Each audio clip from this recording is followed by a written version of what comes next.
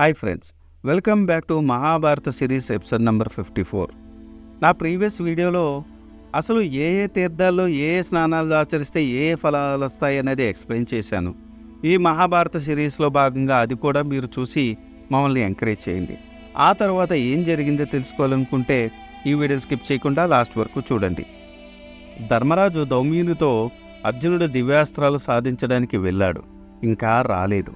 అర్జునుడు లేని కామికావనం శోభించటం లేదు. మేమందరం అర్జునుడు రాక కోసం నిరీక్షిస్తున్నాము అని అన్నాడు. ధర్మజ, నీకు మేలు జరుగుతుంది. అర్జునుడు విజయుడై తిరిగి వస్తాడు. నారదుల వారు చెప్పినట్లు మనం తీర్థయాత్రలు చేద్దాము అని అన్నాడు. ఇంతలో రోమస మహర్షి వారి వద్దకు వచ్చాడు. ధర్మజుడిని చూసి రోమస మహర్షి ఇలా అన్నాడు. ధర్మజ, నేను ఇంద్రలోకం వెళ్ళాను. అక్కడ నేను దేవేంద్రుణ్ణి పూజలు అందుకుంటున్న అర్జునుడు చూశాను. శివుడు, దేవతలు అందరూ అర్జునుడికి దివ్యాస్త్రాలు ఇచ్చారు. అర్జునుని విషయం నీకు చెప్పమని నన్ను దేవేంద్రుడు ఆదేశించాడు. నిన్ను తీర్థయాత్రలు చేయమని ఆదేశించాడు. ఆ విషయం నీకు చెప్పడానికి ఇక్కడికి వచ్చాను అని అన్నాడు రోమాసుడు. దానికి ధర్మజుడు, మహర్షి, అర్జునుడి కుశలవార్త విన్నందుకు, తీర్థయాత్రలు చేయమని దేవేంద్రుని ఆదేశించినందుకు నాకు చాలా సంతోషంగా ఉంది. నేను నారద మహర్షి ఆదేశం ప్రకారం ఇప్పుడు మహేంద్రుని కోరిక ప్రకారం తీర్థయాత్రలు చేస్తాను అని అన్నాడు. వెంటనే ధర్మజుడు తీర్థయాత్రలకు బయలుదేరాడు. ధర్మరాజు వెంట విన్న విప్రులు కూడా వెంట వస్తాము అని అన్నాడు. ధర్మజుడు సమ్మతించాడు. ఆ సమయంలో వ్యాసుడు వారి వద్దకు వచ్చాడు. ధర్మజ, శరీర నియమాలు పాటిస్తూ, మనోబుద్ధి శౌచాలు పాటిస్తూ మంచి మార్గంలో తీర్థయాత్రలు సేవించండి. నీ పూర్వులైన మహాభీషుడు, నాభాగుడు, భరతుడు, భగీరథుడు, ముచుకందుడు, మాందాత, సగరుడు, సార్వభౌముడు, అష్టకుడు, రోమపాదుడు అనే చక్రవర్తులు తీర్థయాత్రలు చేసి సుఖాలు పొందారు. వారి వలె నువ్వు కూడా తీర్థయాత్రలు చేసి సుఖించు అని ధర్మరాజుని ఆదేశించారు. రోమసును చూసి, మహర్షి, లోకంలో అధర్మపరులకు, దుర్జనులకు అభివృద్ధి కలుగుతుంది, కానీ ధర్మం ఆచరించే వారికి కష్టాలు కలుగుతున్నాయి, ఎందువలన అని అడిగాడు. దానికి రోమశుడు ఇలా చెప్పాడు. ధర్మజ, అధర్మపరులకు అభ్యుదయము ఎల్లకాలము ఉండదు. అది త్వరలో నశిస్తుంది. రాక్షసులు అధర్మ ప్రవర్తనలే నాశనమైనారు కదా, కానీ దేవతలు ధర్మాచరణం వల్ల వృద్ధి పొందుతున్నారు కదా. ధృతరాష్ట్రుని కొడుకులు వారి అధర్మ ప్రవర్తన వల్ల అచిరకాలంలో నశిస్తారు. ఎందుకంటే అధర్మ ప్రవర్తన వల్ల గర్వం కలుగుతుంది. గర్వం వల్ల అహంకారం పుడుతుంది. అహంకారము క్రోధానికి మూలము. దానివల్ల సిగ్గు ఉండదు. అలాంటి వారికి ప్రవర్తన చెడుతుంది.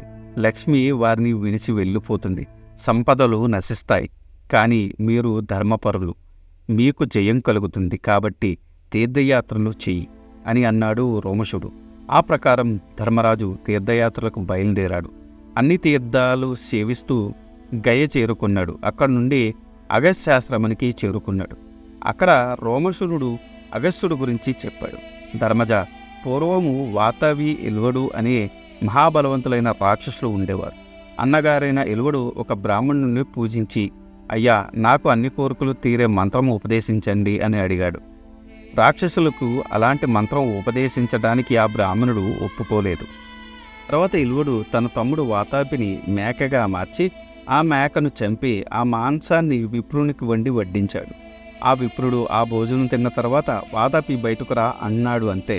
మేక మాంస రూపంలో బ్రాహ్మణుడి పొట్టలో ఉన్న వాతాపి బ్రాహ్మణుడి పొట్ట చీల్చుకుని బయటకు వచ్చాడు. ఆ బ్రాహ్మణుడు మరణించాడు. ఆ ప్రకారం ఆ అన్నదమ్ములు అతిథులుగా వచ్చిన బ్రాహ్మణులను చంపుతున్నారు. ఒకరోజు బ్రహ్మచర్య వ్రతం పాటిస్తున్న అగస్త్యుడు ఒక లేత చిగురుటాకు ఆధారం చేసుకొని వేలాడుతున్న తన పితరులను చూశాడు. అయ్యా, మీరు ఎందుకు ఇలా వేలాడుతున్నారు అని అడిగాడు. నాయనా, మేము నీ పితృదేవతలు. నీవు వివాహం చేసుకోకుండా సంతానహీనుడయ్యావు. అందుకు మాకు ఉత్తమగతులు లేక ఇలా అయ్యాము. కాబట్టి నీవు పెళ్లి చేసుకొని సంతానాన్ని పొందు, మాకు ఉత్తమగతులు ప్రసాదించు అని అన్నారు. అగస్త్యుడు అలాగే అన్నాడు. ఆ సమయంలో విదర్భరాజు సంతానం కోసం పరితపిస్తున్నాడు. తన తపోమహిమతో అగస్త్యుడు అతనికి ఒక కూతురిని అనుగ్రహించాడు. ఆమె పేరు లోపాముద్ర. ఆమె పెరిగి యవ్వనవతి అయింది. తగిన వరుణు కోసం వెతుకుతున్నాడు విదర్భరాజు. అప్పుడు అగస్త్యుడు విదర్భరాజు వద్దకు పోయి లోపాముద్రను తనకిచ్చి వివాహం చేయమని అడిగాడు. అయ్యో, ఆ నిరుపేద బ్రాహ్మణుడా నా కూతురికి భర్త, ఆమె కూడా నారబట్టలు కట్టుకోవాల్సిందేనా అని పరితపించాడు. అప్పుడు లోపాముద్ర తండ్రి వద్దకు వచ్చి, తండ్రి, నన్ను అగస్త్యునికిచ్చి వివాహం చెయ్యండి అని అడిగింది. చేసేది లేక విదర్భరాజు లోపాముద్రను అగస్త్యునికిచ్చి వివాహం చేశాడు. లోపాముద్ర భర్త వెంట నారచీరలు ధరించి వెళ్ళింది. ఒకరోజు అగస్త్యుడు లోపాముద్రను చూసి మోహితుడై ఆమెతో సంభోగించదలిచి, అప్పుడు లోపాముద్ర భర్తకు నమస్కరించి, నాథ, సంతానార్థము భర్త భార్యతో కలవడం సహజము, కానీ తమరు నన్ను సకల కళాంకర భూషితను చేసి నాకు గర్భదానం చేయమని నా ప్రార్థన అని అడిగింది. అప్పుడు అగస్త్యుడు, నా వద్ద ధనము ఆభరణాలు లేవు, వాటి కొరకు నా తపశ్శక్తి వృధా చేయడం నాకు ఇష్టం లేదు అని చెప్పి ధనం కోసం అగస్త్యుడు సతర్వుడు అనే రాజు వద్దకు వెళ్ళాడు. సతర్వుడు తన వద్ద ధనం లేదన్నాడు. అప్పుడు సతర్వుడు అగస్త్యునితో కలిసి ప్రదస్వుడు అనే రాజు దగ్గరికి వెళ్ళి ధనం అడిగాడు. ఆ రాజు కూడా తనకు ఆదాయ వ్యయాల సమానం మిగులు ధనం లేదు అని అన్నాడు. తర్వాత ఆ ముగ్గురు త్రస్సదస్సుడి వద్దకు వెళ్ళి ధనం అడిగారు. ఆయన కూడా తనకు మిగులు ధనం లేదన్నాడు. కానీ ఇలా అన్నాడు, మునీంద్ర, ఎలువడు అనే వాడు ఉన్నాడు, అతను గొప్ప ధనవంతుడు, అతను మీ కోరిక తీరుస్తాడు అని అన్నాడు. వెంటనే అందరూ ఎలువడు వద్దకు వెళ్ళారు. అగస్త్యుడు ఎలువని ధనం అడిగాడు. ఎలువలుడు మామూలుగా వాతాపిని మేకగా మార్చి వండి వడ్డించాడు. ముందు అగస్త్యుని తినమన్నాడు. ఆ విషయం మిగిలిన రాజఋషులు గ్రహించారు. మునీంద్ర, ఈ ఎలువలుడు తన తమ్ముని వాతాపిని మేకగా మార్చి వండి వడ్డించాడు. తర్వాత వాతాపి మీ పొట్టను చీల్చుకుని వస్తాడు, అందువలన మనం ఇక్కడ భోజనం చేయరాదు అని చెప్పారు.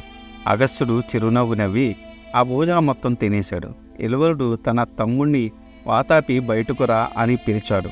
అగస్త్యుడు పొట్ట తడుముకుంటూ బ్రేవమని తేంపాడు. అంతే, వాతాపి అగస్త్యుని కడుపులో జీర్ణమైపోయాడు. తన తమ్ముడు వాతాపి జీర్ణం కావడం చూసి ఎలువలుడు భయపడ్డాడు. అయ్యా, మీరు కోరిన ధనం ఇస్తాను అని అన్నాడు. ఆ ధనంతో అగస్త్యుడు లోపాముద్ర కోరిక తీర్చాడు. అగస్త్యుడు లోపాముద్రను అడిగాడు, నీకు 10 మందితో సమానమైన 100 కొడుకులు కావాలా, లేక 100 మందితో సమానమైన 10 మంది కావాలా, లేక 1000 మంది కొడుకులు కావాలా, లేక 1000 మందితో సమానమైన ఒక్క కొడుకు కావాలా అని అడిగాడు. దానికి లోపాముద్ర, నాకు 1000 మందితో సమానమైన బలవంతుడు బుద్ధిమంతుడు అయిన ఒక్క కొడుకు ప్రసాదించండి అని అడిగింది. తర్వాత లోపాముద్ర గర్భం దాల్చింది.